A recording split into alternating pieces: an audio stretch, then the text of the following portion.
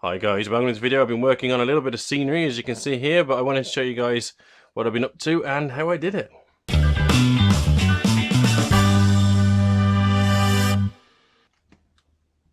Right then, here we go.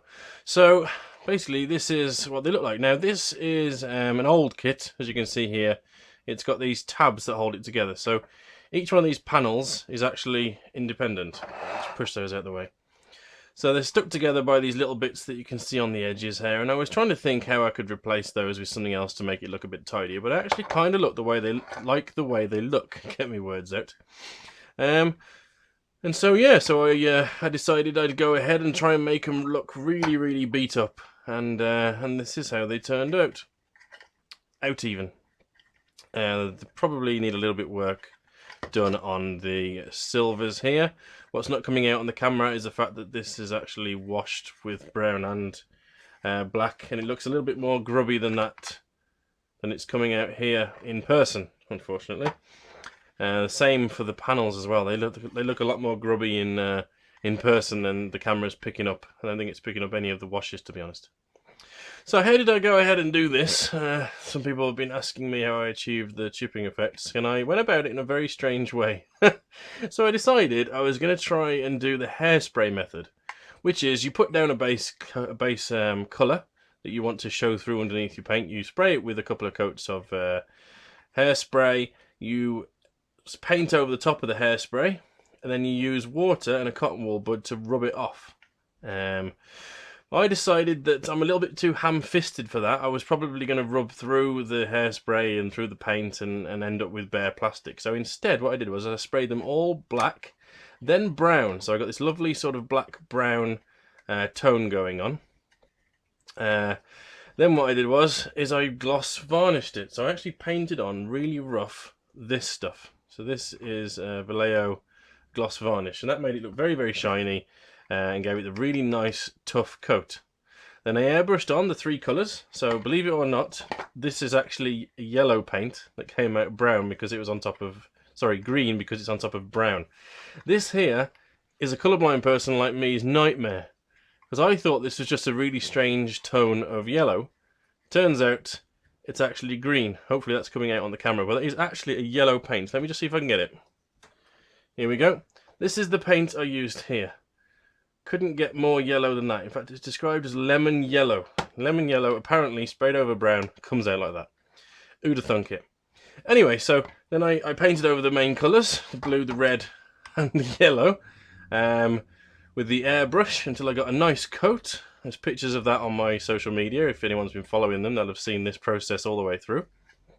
And then what I did is I used Flow Improver, which I haven't got the bottle to hand.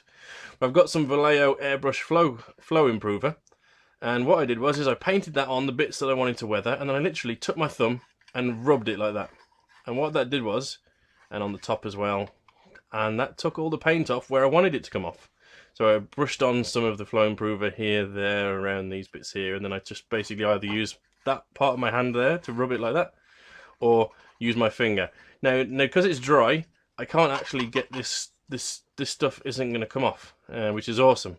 It also means that if I damage these in transit, all it's going to do is take off the top layer of paint and expose the brown that you can see underneath, which is pretty cool.